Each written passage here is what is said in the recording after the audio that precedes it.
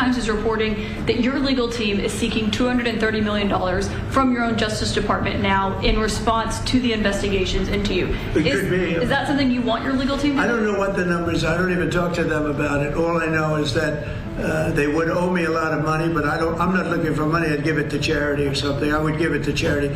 From George Washington's grand Mount Vernon to Donald Trump's iconic skyscrapers, the wealth of America's presidents reveals a fascinating tale of class, opportunity, and ambition. Donald Trump. And I have assets, big accounting firm, one of the most highly respected, $9,240 million. When Donald J. Trump took the oath of office in January 2017, he did so as the wealthiest individual to ever assume the presidency. With an estimated net worth of $3.7 billion at the time, later ballooning to around $5.5 billion, according to Forbes, Trump represented a dramatic departure from the traditional mold of public servants who came from law, military, or political backgrounds. His wealth derived primarily from real estate investments, licensing deals, and a global brand that bore his name across luxury hotels, golf resorts, and commercial properties. Trump's business acumen had long been intertwined with his public persona, reinforced through decades of self-promotion and television exposure. His ownership of the Trump Organization, along with his stake in Trump Media and Technology Group, anchored his fortune and made him not only a president but a pop culture mogul. While previous presidents often downplayed their wealth, Trump emphasized his status as a billionaire, suggesting it made him uniquely qualified to manage the economy. But his business empire has experienced multiple bankruptcies over the decades, and valuations of his assets fluctuated widely depending on market trends and political controversies. John F. Kennedy. This chimpanzee who was flying in space took off at 10:08. He reports that everything is perfect and working well.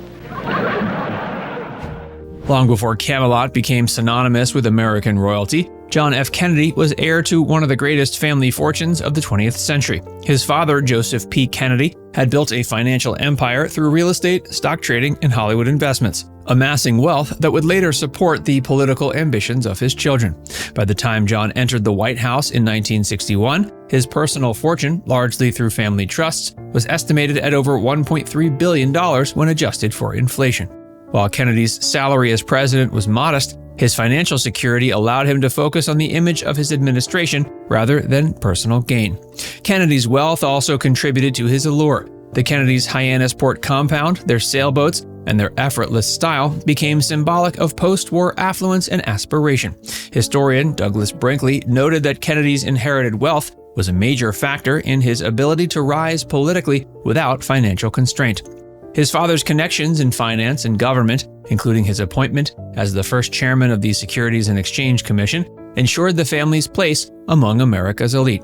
Although Kennedy's presidency was tragically cut short, his fortune and image left an enduring imprint on the perception of what it meant to be a wealthy, charismatic leader in modern America. George Washington. Did you guys know that George Washington was one of the richest presidents, and not only that, some consider he was the richest American during his time? I was looking up his net worth, and it's almost $1 billion. Before there was an America, there was George Washington, a landowner whose wealth rivaled that of any colonial aristocrat. At his financial peak, Washington's holdings were worth an estimated $708 million in today's money, making him one of the richest men of his era. His prosperity stemmed from thousands of acres of farmland in Virginia, as well as profitable ventures in tobacco, grain, and whiskey distillation. Washington was not only the nation's first president, but also a savvy businessman who understood the power of diversified assets long before the concept existed in modern economics. His financial independence also lent credibility to his leadership. He refused a salary during the Revolutionary War and later accepted the presidency with reluctance, emphasizing service over profit. Yet, as historians note, his wealth also reflected the moral complexities of the early republic. Like many affluent landowners of his time, his fortune depended heavily on enslaved labor. Thomas Jefferson. I believe that banking institutions are a greater threat to our liberties than standing armies. Thomas Jefferson. Thomas Jefferson, author of the Declaration of Independence, was another early president whose wealth came largely from inherited land. With an adjusted net worth of about $285 million, Jefferson's Monticello estate stood as both a personal residence and a living experiment in architecture, agriculture, and philosophy. His education and interests were supported by the privileges of wealth, allowing him to pursue diplomacy, scholarship, and invention. Yet Jefferson's financial story is as tragic as it is grand. Despite his assets, he struggled under the weight of enormous debt, a combination of poor financial management, fluctuating agricultural profits, and the lifestyle expected of a statesman. His lavish tastes extended to art, books, and fine wine, and his debts mounted through his life. The agricultural downturn following the Revolution worsened his financial position, as did his constant investments in his estate's upkeep. When he died in 1826, Monticello was deeply in debt and ultimately sold to cover his liabilities. Theodore Roosevelt.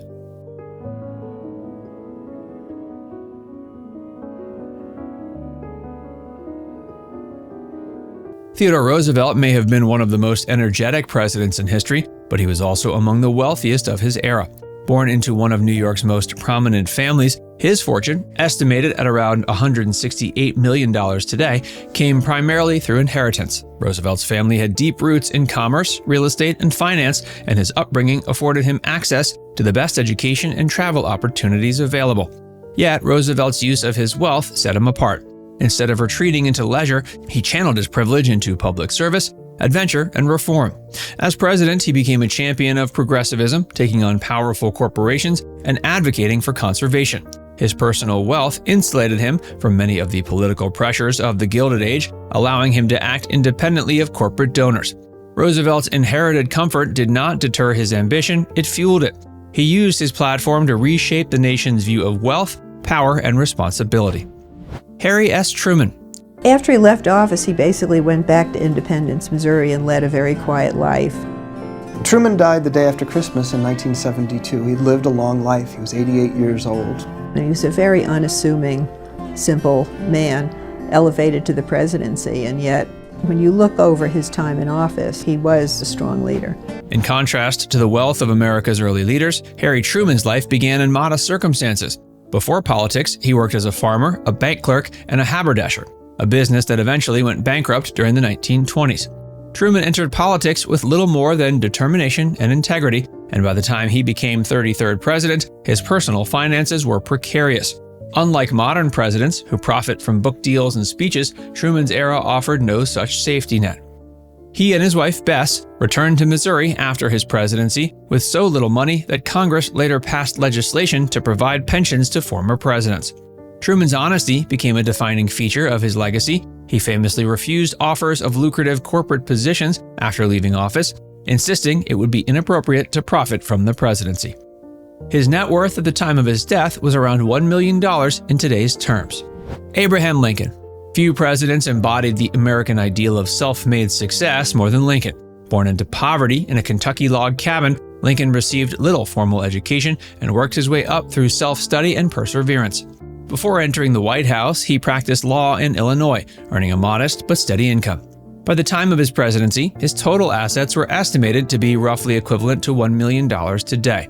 He lived frugally and owned only a small home in Springfield, Illinois, before becoming president.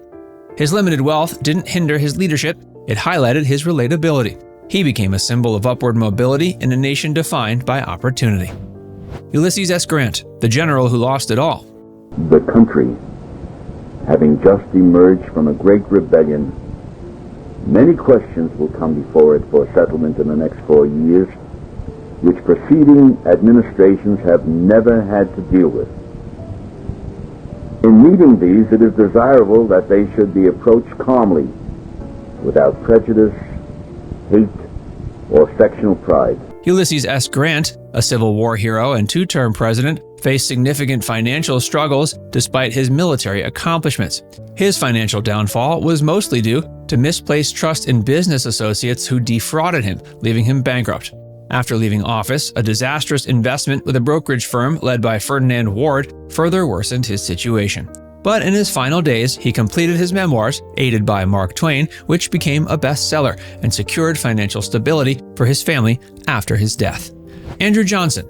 Johnson, who became president after Lincoln's assassination, is noted as one of the poorest U.S. presidents. Born into poverty in North Carolina and never having attended school, he worked as a tailor's apprentice from age 10. His financial struggles shaped his populist views and distrust of elites, which often clashed with Congress during Reconstruction. Despite his presidency, Johnson lived a modest life, returning to tailoring in Tennessee after leaving office. Now it's time to hear from you. Were you surprised by which presidents ended up being the richest or the poorest? Let us know in the comments section below.